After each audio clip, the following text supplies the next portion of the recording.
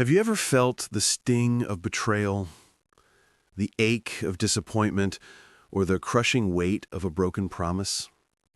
That raw, visceral pain that seems to shatter your world and leave you feeling vulnerable and exposed? We all have. It's an inevitable part of the human experience, a testament to our capacity for connection and the inherent risks that come with opening our hearts to others. But what if there was a way to navigate these emotional minefields, to build a resilience that allows you to experience life's full spectrum of emotions without being utterly devastated by them? What if the secret to shielding your heart wasn't about building impenetrable walls, but about understanding the very mechanisms that allow it to be wounded in the first place? Carl Jung, the visionary psychiatrist, offered a profound insight into this very human dilemma. He didn't propose an escape from pain, but rather a transformative journey through it. His wisdom suggests that the path to invulnerability isn't found in emotional detachment, but in radical self-awareness.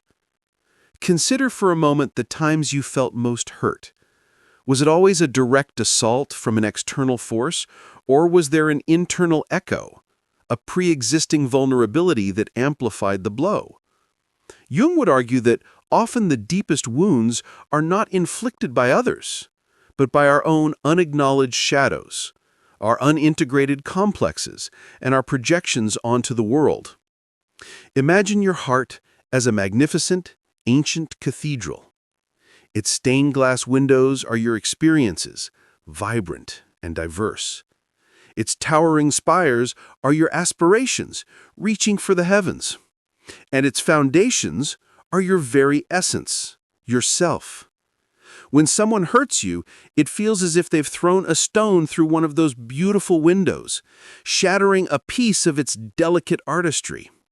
But Jung would ask, was that window already cracked?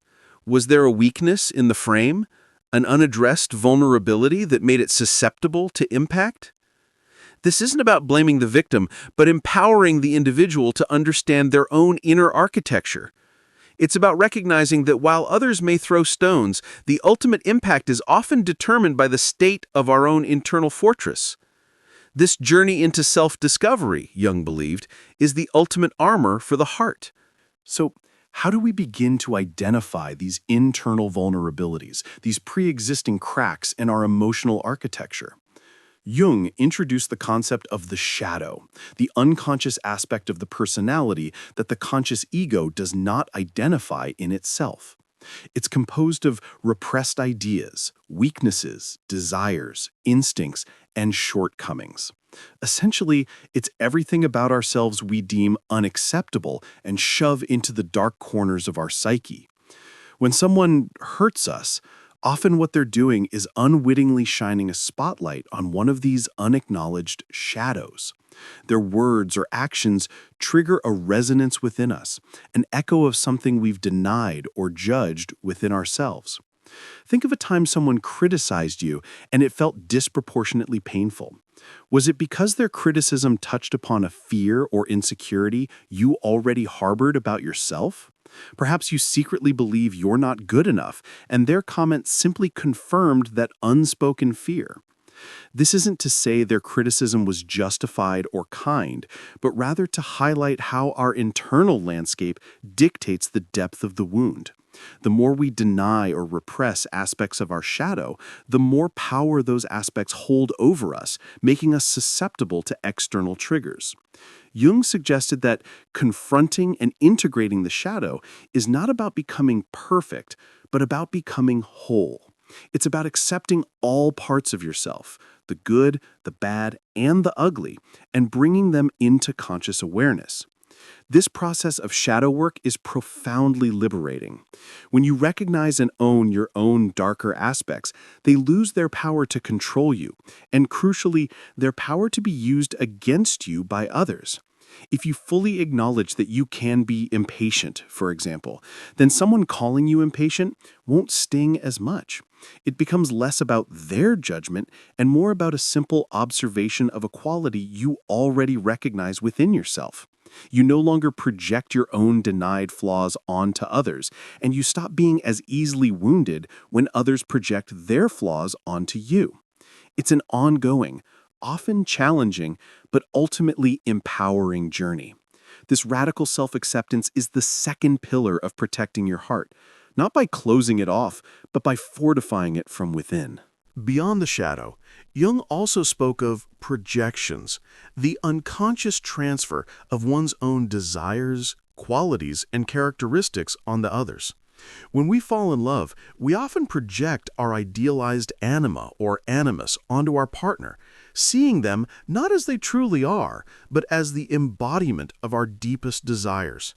Similarly, when we are hurt, we often project our unacknowledged flaws or fears onto the person who caused the pain. We might see them as entirely malicious, cruel, or uncaring, even if their actions were driven by their own insecurities or misunderstandings.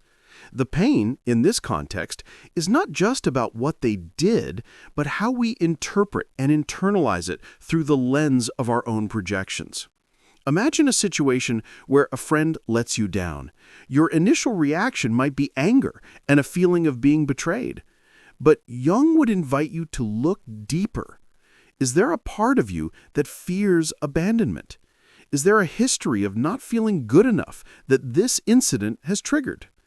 Often, the intensity of our emotional reaction is a clue, a signal that something deeper within us has been touched. When we can disentangle our projections from the actual event, we gain a clearer perspective. We can then address the real issue with the friend, if there is one, from a place of clarity rather than reactive pain. We can also begin to heal the underlying wound within ourselves that made us so susceptible to this particular type of hurt.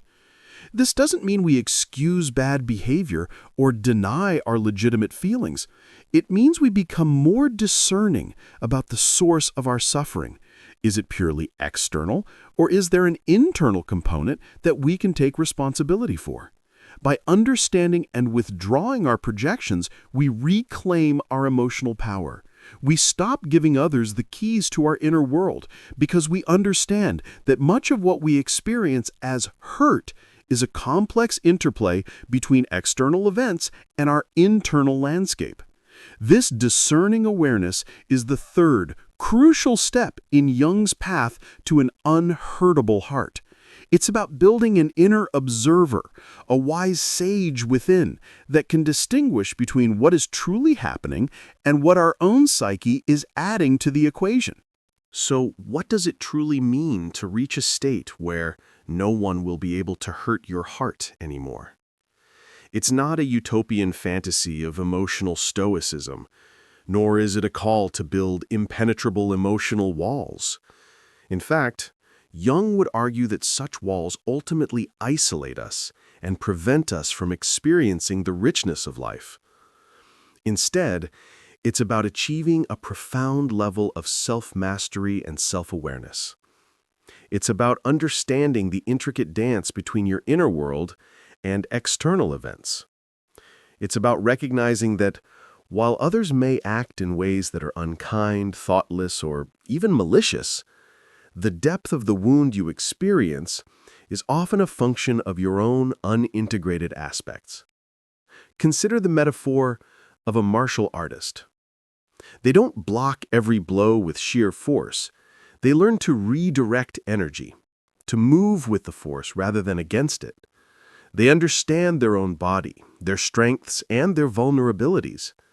In a similar vein, the Jungian path to an unhurtable heart involves becoming an emotional martial artist.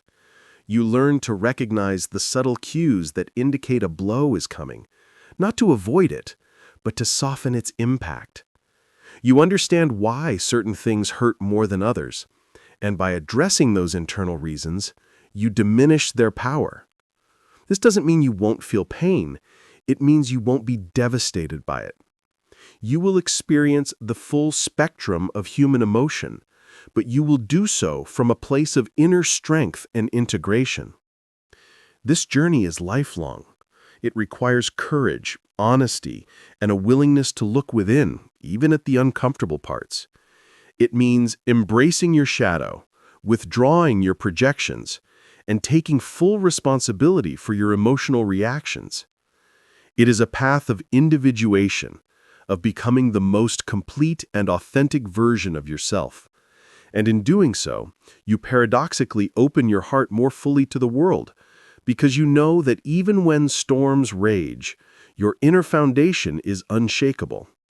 You become resilient, not because you avoid pain, but because you understand it, integrate it, and ultimately transcend it. You are no longer a victim of circumstances or the actions of others, but the sovereign of your own emotional landscape. The promise that no one will be able to hurt your heart anymore isn't an invitation to become unfeeling or indifferent. On the contrary, it's an invitation to love more deeply, to connect more authentically, and to live more fully, precisely because you are no longer operating from a place of fear or vulnerability. When your heart is fortified by self-awareness, acceptance, and integration, you can open it wide without the constant apprehension of being shattered.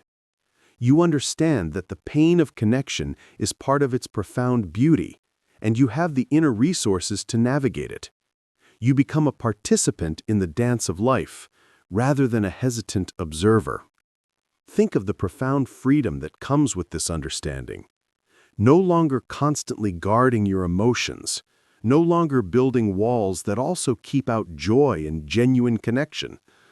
Instead, you develop an inner compass that guides you through relationships and experiences. You learn to discern when to engage and when to withdraw, not out of fear, but out of wisdom. You become a source of strength for yourself, and in turn, for others. Your heart, once perceived as a delicate and fragile organ, transforms into a powerful, resilient center of your being, capable of withstanding life's challenges and emerging stronger. This transformation is not a destination, but an ongoing process of growth and self-discovery. Each challenge, each moment of pain, becomes an opportunity for deeper insight and greater integration. Carl Jung's wisdom offers us not an escape from suffering, but a roadmap for transforming it. It empowers us to reclaim our emotional autonomy, to become masters of our inner world, and to live with an open heart that is truly unhurtable. What part of this journey resonates most with you? How do you currently protect your heart? And what steps might you take to strengthen your inner resilience? Share your thoughts and experiences in the comments below. Let's explore together the profound possibilities of an integrated and unhurtable heart.